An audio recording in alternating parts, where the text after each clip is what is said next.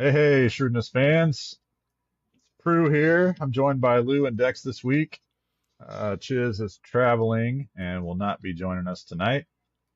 But three of us are going to talk about the latest Shrewdness news, which is sadly a Chiefs loss in the Super Bowl. Boo. We'll start out with that train wreck and briefly touch on our thoughts. We want to talk a little bit about the Luca and street clothes trade in the NBA and how that's looking, which is awesome to say the least. We're going to talk about a little bit of Mizzou basketball. That was a topic we had on our list last week and just didn't make time to squeeze it in. So we do want to hit on that a little bit and acknowledge their good season thus far. And then we'll finish up with a little bit of MLB kind of teaser stuff, what we're going to be doing the next few weeks leading up to the baseball season and how that might help or maybe hurt your fantasy draft. Oh, it's going to So, help. We're going deep dive, just like if you're here for our guillotine prep and you all got to deep into the finals like we did, you're going to do great. So we're going to go deep. You're going to know who to pick up. You're going to know which flyers to take one on. It's going to be awesome. But we'll touch up kind of our format, what we're going to do, how it's going to look, how it's going to show, tease you on the first couple teams, and you can expect those later on this weekend. So that's what we got. Well, let's get into the nasty. Let's jump right into the pool of disgustingness. And Chisholm brought out last week, maybe it's someone took a dump in our ice cream, and we are not yeah, happy about it. So, sigh. We got perhaps the worst Super Bowl we could have expected, and it started bad and got worse, and then we hit a tree on the way down, and then a car hit us, and then we got stabbed and shanked, and then the game ended, and I don't even know what happened. It was kind of like bewildering. So, man, early on in this game, Lou put out a little text in the group that says a lot of reminders of the Tampa game. And I had already said the exact same thing to the people in my room, like, this looks like Tampa. Because in that game, we could not stop the pass rush. Horrible to watch. Patty was on the run the whole time. Just nothing. This was exactly the same thing. O-line played terrible. Patty, worst game ever. Quarterback rating of 11.4. Travis Kelce, arguably the worst game ever. If he's had a worse one, I don't even remember it. This one he's got the close in time factor. And then the offense, we did not cross midfield for the first 9 drives of the game. In fact, we didn't get a first down except for the first, I think it was either the first or second play of the game. And it was a 36-23 time of possession, so we just got to watch Philly just curb stomp us repeatedly. That was the initial stuff. But, Prue, give me your little uh, quick take. I know I kind of hit some just, it's yeah. just disgusting. It was a disgusting game. The high pressure from the D line forced two bad interceptions, Yeah. pick six and another one in the red zone immediately for Philly. So pretty much handed them 14 points, Yeah. put the defense in a bad situation, and then because we had to get so one-sided and throw the ball the whole game, just no balance to the offense, and yeah, like you said, very very similar to the Tampa Bay Super Bowl from a And few then years back. on your note for the defense, and I know I touched on this too. We've all talked about it. We're like, man, if we can just stop Saquon, we're going to do just fine. If he's under 100 yards, we're going to be in the game because they can't run. It means they're putting it on Jalen's shoulders, and we're going to be doing just fine.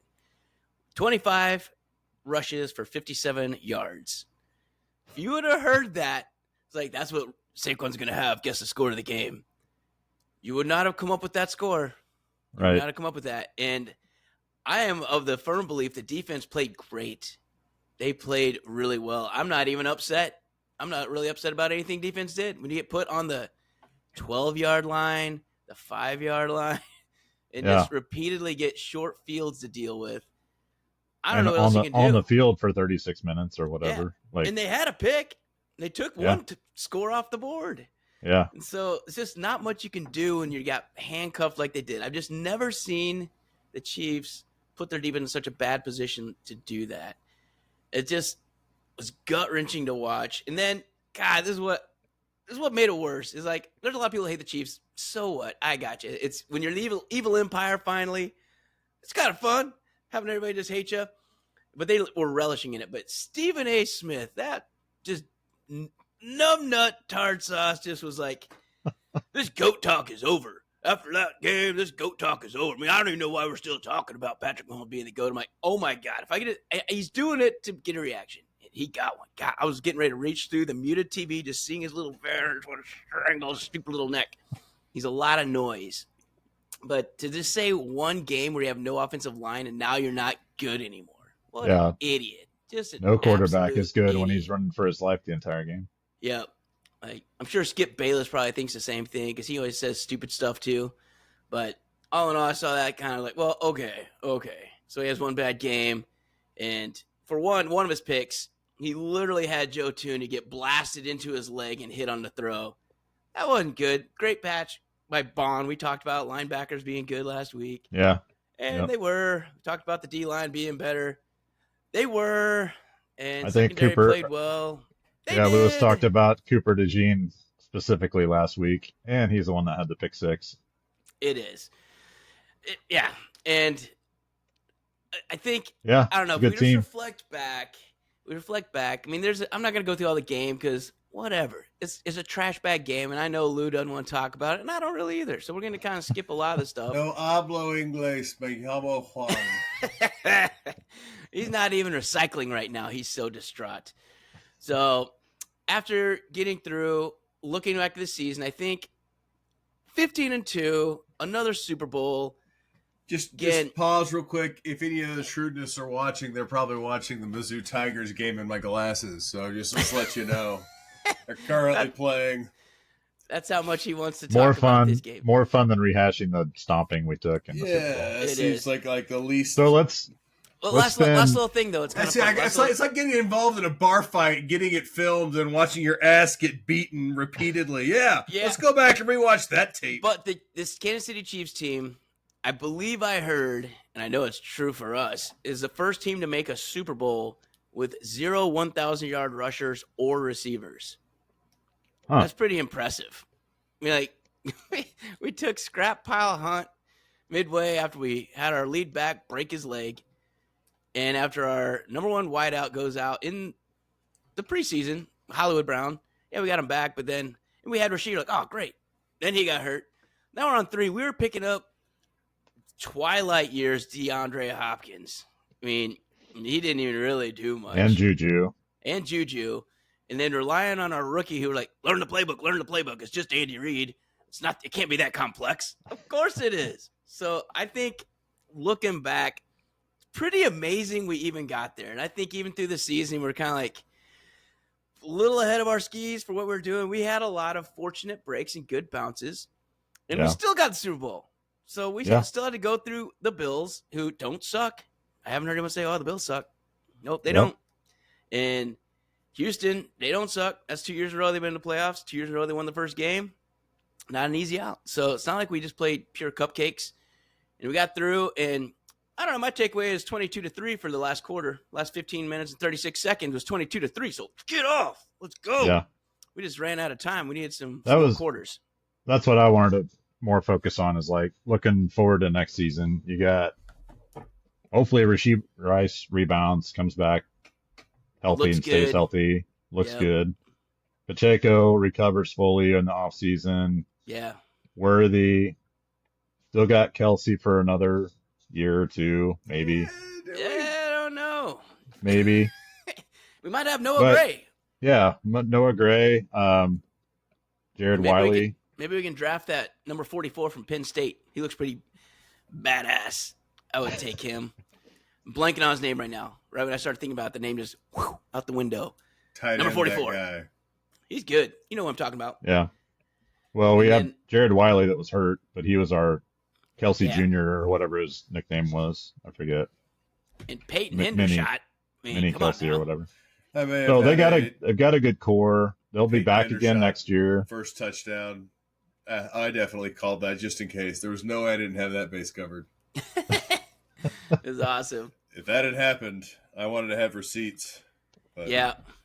I'm sure they will focus on left tackle again. That Ugh. was kind of a problem all season. Never really got. All three efforts at left tackle Yeah, miserably failed. I mean, Wanye Morris was inactive on the Super Bowl. yeah, And didn't even pretend. We threw Tooney there the whole time. And like that's what we were saying like last week. I mean, we have an all-pro left tackle or left guard playing left tackle. Kind of puts behind the 8 guard. Then we have our backup left guard. Our left tackle is our left guard. He wasn't the problem though. I mean, it's all four of them. No. All four of those defensive linemen were getting pressure, and they were. So they have a good line. We said as much. Yeah, they're a talented roster. They actually brought it all together. Had a good game plan. I mean, kudos to them for destroying their city after a big win. Good job, Philly fans. You showed your colors once again. Everything I expected. I'm glad they greased the poles so you didn't take every stoplight down in downtown. I mean, good job. Good job. Big win. And I still loathe you. You beat my Vikings. You beat my Chiefs. I just don't like you. I just don't like you very much. But congrats on the win. Stupid Jalen Hurts. God, he played great. Again. Yeah. Yeah, the irony of God, they really should have lost that Rams game is not lost on me, man. Oh, they should have lost that Rams game. 2 straight turnovers on 2 straight critical drives by the Rams in the snow. Yeah. Oh, and then they still had a chance to tie the game on the last thing. What are they at the 12-yard line? And maybe something like that. It was close. 20-yard line. They were like definitely throwing it in the end zone. Yeah. And out with Cooper Kupp, Puka kind of thought that might happen, but regardless, we digress. Let's move. Let's transition 5 out of this thing. Transition me out of here, bro. Hit me a transition button. If we can do. I'm just gonna go with 2. Just there it is. A nice quick transition. Get the hell out of that. So football's over, peeps. All right, moving on. NBA. All right, Lewis or Dad, who wants to take this one? Who wants to field this meatball? It's just so great. And Lou, are you still watching Mizzou, or did you get to watch the game at all? All right, so we talked about the trade last week, Luka AD, and highlighted wow, it just defied logic how they even made it. Still doesn't make sense to most of us. And Luka was gonna be back soon. Oh, and he was. He came back this week. And then AD is like, oh man, he's kind of got injury history. So they both debut for their new teams.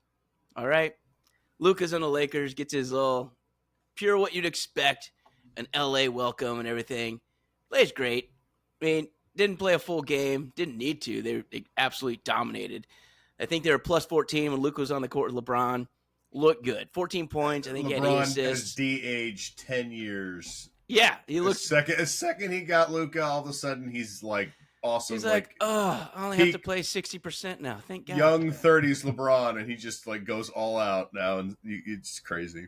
Yep, 24-year-old Luka has been a pop of youth all across that lineup. The Lakers, I think they're going to be really good. I'm actually going to accidentally watch because I like watching Luka anyway. I don't usually like the Lakers, but now I'm going to watch them a little bit. So that's how that went. So good job. Good job, Lakers side of the deal. Now, the Mavericks. They got who we affectionately called street clothes because, boy, does he wear street clothes a lot. Game 1, debut for the Mavs. Does not finish. In fact, injures his abductor. He's out for weeks, if not months, was the banner at the bottom.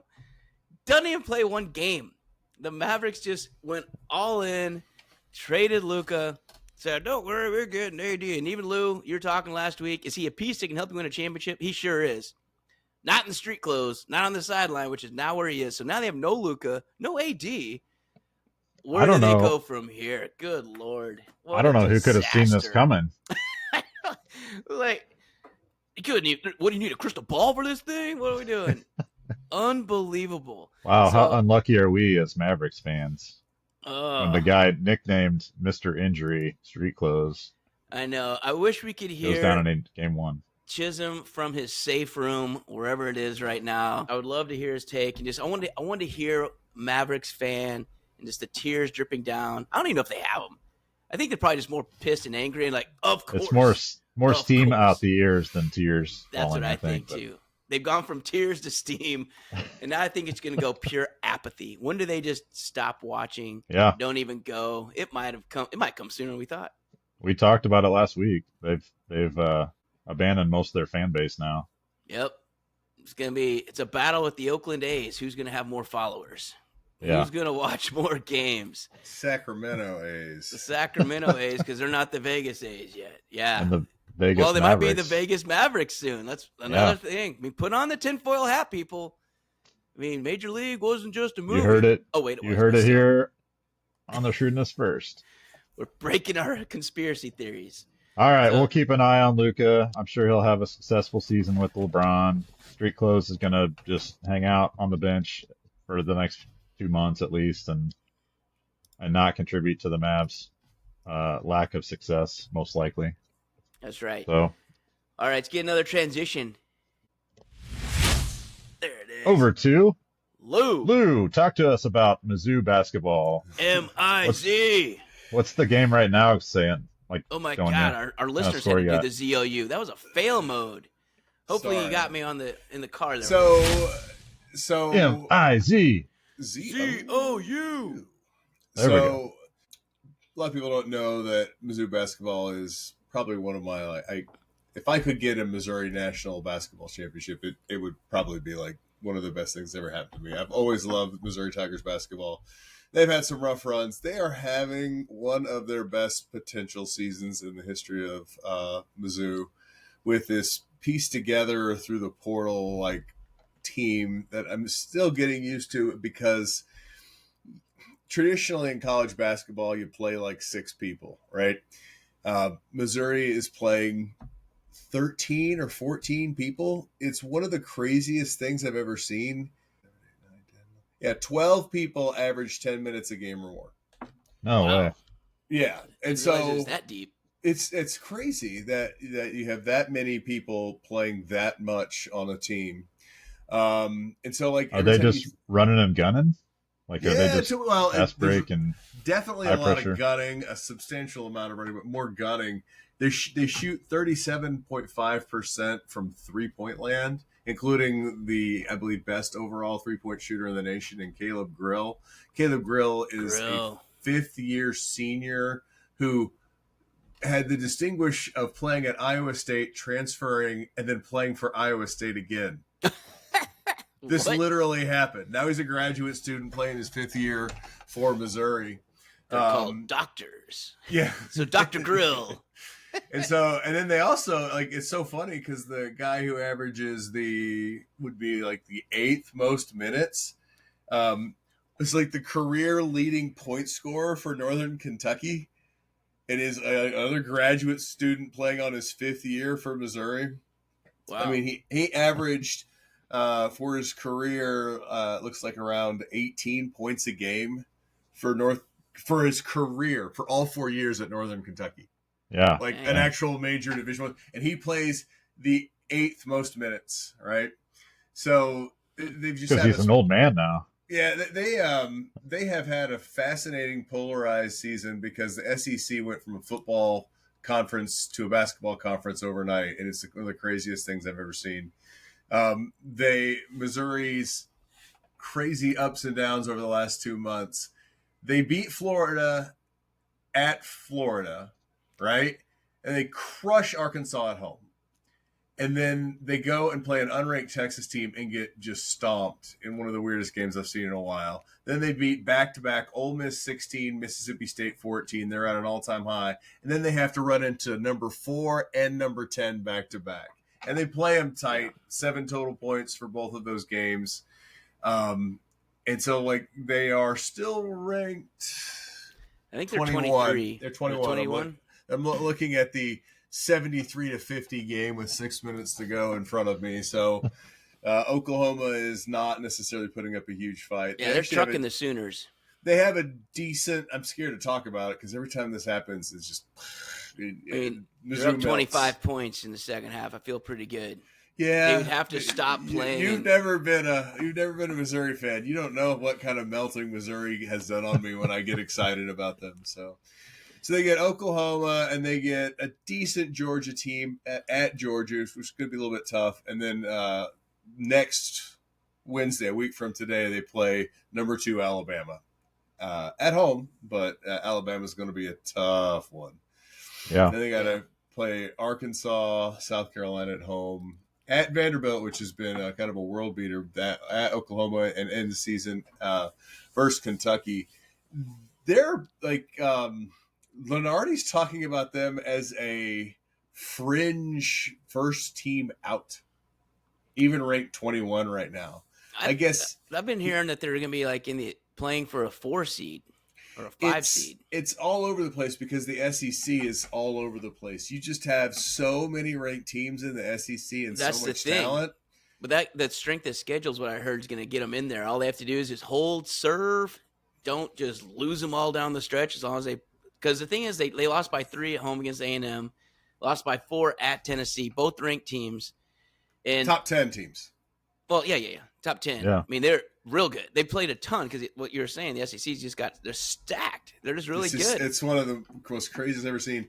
And the funny part is they beat both of those teams relatively easily if they just shoot a reasonable free throw percentage. And that's their biggest Achilles heel is they just don't have good free throw shooting at all. So I got to see we went in person, went to Ole Miss about a week and a half ago, I guess. That was a fun game. So they won that game 83-75, but the exact same thing I picked up on was free throws are going to kill them. They are a bunch of shacks. They get on there and they just shack the ball off. It was brutal. And I can't remember who the big guy was. Gray. Oh, well, Gray's free throw shooting style is ugly. It's like unreal. It's a shot put. It's a shot put. He really does shot put. I'm like, oh my God, that's horrible. You can tell he practices, but I down don't to know. 21. Shot put. He practiced shot put. But all I know is Grill completely won that game. He was shooting threes nonstop. And then their other guard, guys, Montgomery, what's their do you understand they're all listed at guard except for the 2 centers, so you can't say the one actually bringing it up the court all the time. Is it Mitchell? Or Bates. Maybe it was Bates. Yeah, Tamar Bates plays the most minutes. Yeah, he's he's a Kansas City native. That's him, yep. So he was the only one I wanted to actually get fouled because he actually looked like he was shooting a basketball from the free throw line. 92.9% free throw shooter. So he actually but everybody else, they were just hacking the bejesus out of them, and they just triple team. Like the hack everybody. I mean, it's not hack a Shaq. It's hack everybody on the team except for Bates. Yeah, I think that's gonna. Could hurt them in the tournament. Yeah, but they've got talent. That's usually a killer down the stretch. You get in a close game, and if they get the reputation for being a bad free throw shooting team, they won't get to do anything but shoot free throws. Leads. They can race out to leads with their ability but currently, to shoot But as they stand right now, I mean, they're ranked 23rd in the nation, or 21st, whatever the heck, 21st, 23rd. I can't remember what it is. Depends on the poll. 21st. But they're 6th in the SEC. I mean, that's just how deep it is. Yeah. You might be in the top 20-ish, but you're only 6th in our conference, bro. It's kind of nuts. So 17-6, and your losses are 3 points, 4 points, like close losses to really good teams. Yeah, I think they should get Auburn, that. Auburn trucked them. Auburn's really good. I mean, I think they won by like 18 or something in that game. Yeah, they trucked them. No, that one wasn't a competitive game. Yeah. But I think it's a lot of fun to go in. And like you said, we got some good games coming up.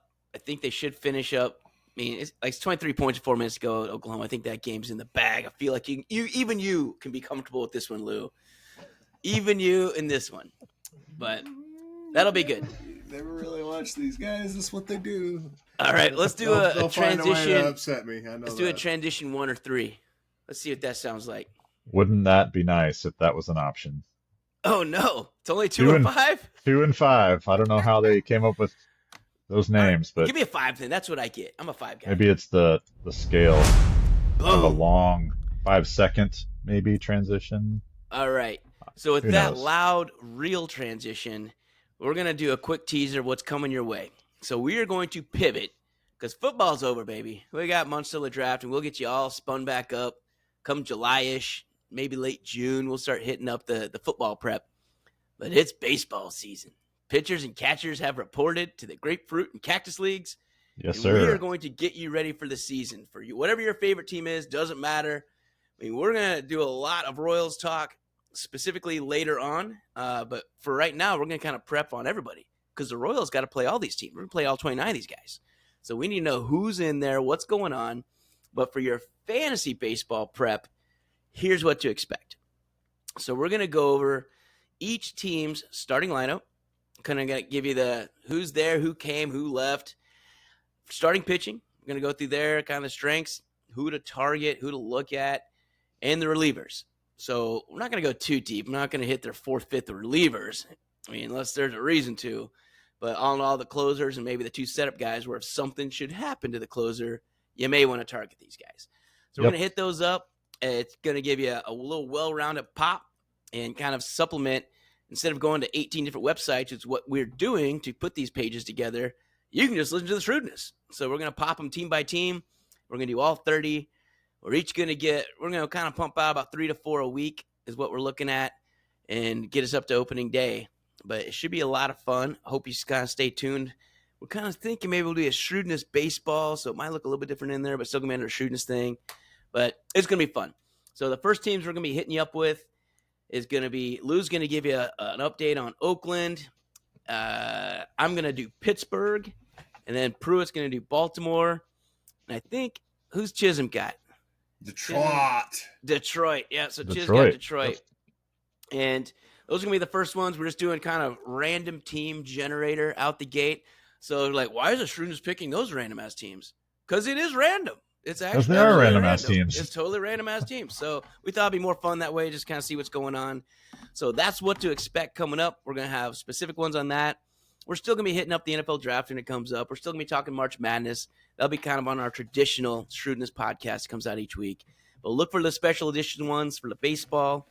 We'll probably do a draft-specific one as we get closer to that, which is really only about, 8 weeks out now? I mean, it kind of comes quick. April 21st, whatever the heck it is. It's closer than you think. I'll be hip deep in Royals at that point. Yeah, we'll be hip deep in them, but we're still going to have a bonus one on the draft. So it'll be fun. So that's kind of what to expect moving forward. Anything else you guys want to add on our baseball? A little teaser? Nope. That's the gist. You kept mentioning fantasy. I'm really more focused on where we're going to land on the over-unders after actually doing research. So I think we're going to have true.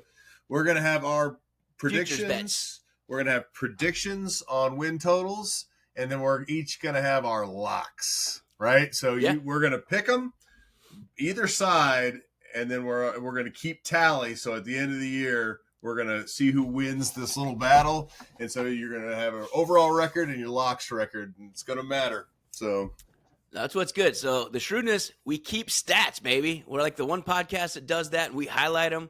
So you're tracking all through football guillotine. We told you when we were winning, told you when we were losing, and we rallied through the playoffs. We got all the way back, damn near, didn't we, Prue? We did, yep. We finished one game under 500.